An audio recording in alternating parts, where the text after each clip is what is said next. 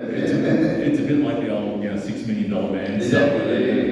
Yeah. So, do you have questions over there? Don't be shy. You can ask. You can't ask for his phone number. You're not allowed to do that. All right. So, anything you want to know? So you seem to have a bit of a fixation for sharks. I mean, Baywatch. Well, not really. I think Americans think that if you're Australian, they have an affinity with sharks. So because I was Australian, it's very much cast type in LA. So Australian sharks, all that sort of stuff. I like being on the water. I'm not afraid of sharks or anything like that. But flying sharks, that was new for me. That was different. You just mentioned that you are more home on stage. So what are the favourite theatre performances for you? What have you?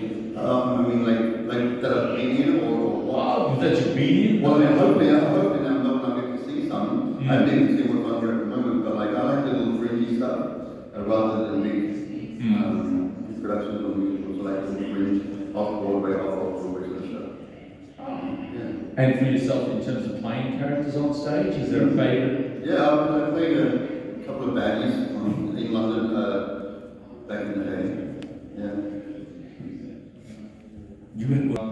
I know you were in Melbourne a few years ago, filming something, but I can't remember what it was. Can you give some information about what that project was? Yeah, that's gone. I didn't continue that one. Okay. But it was fun. I sort of shot the promo, the preview, and just the time-wise didn't work out. But it was fun riding the bikes and doing that stuff. How often does that occur that you'll start on a project and then for some reason either the network decides to scrub it or? Well, a lot. And also with COVID, we did a documentary. We started it before COVID, and they finished it last year. Lots of people took like a 3 or 4 year break in between everything. But with our business, things get picked up and dropped all the time, and depending on what the flavor of the week is or what the trends are. So, what's the current project? Is there something you're working on you can talk about?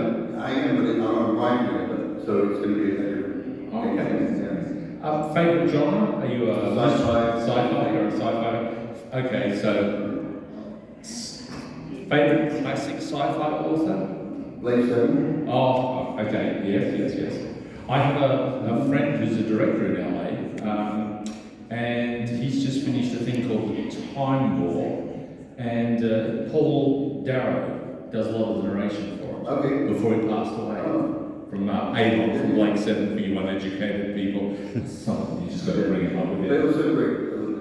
It was interesting because it was, even though it suffered from what I find with a lot of British sci-fi is in the early stages, Britain seemed to just take theatre actors and put them on a set, and they had that theatre dynamic, but they had that kind of theatre timing, kind of waiting, as opposed to what you used to with film and television. But back in those days, with the sets and everything, the cheesier the better. It's of course. Because they're so committed, and it's fantastic. Do you remember that there's a particular scene in this show, and one of the actors pushes a button on one of the sets, and the whole thing goes like this.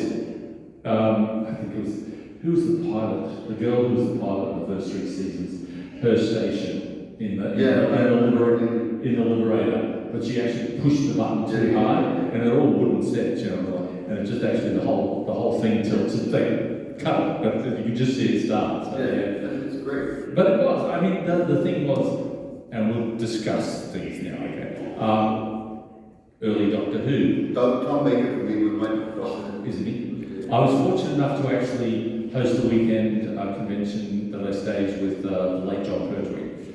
Which was wonderful. He was my first doctor, but Tom's my doctor, my favourite. But because it wasn't about the sets. It's like you didn't do all the effects. They were there. It was all about story. And even if they were just basic stories, they didn't have to be complicated. Right. They were just good stories. And they were all committed to the story. Yeah. That's the main thing. And in the beginning, they sort of made it like a learning show in the beginning, right? Like little bits and pieces of history. Then they sort of went in a different direction. But as a kid, I think we all have a doctor that we sort of are put in front of the TV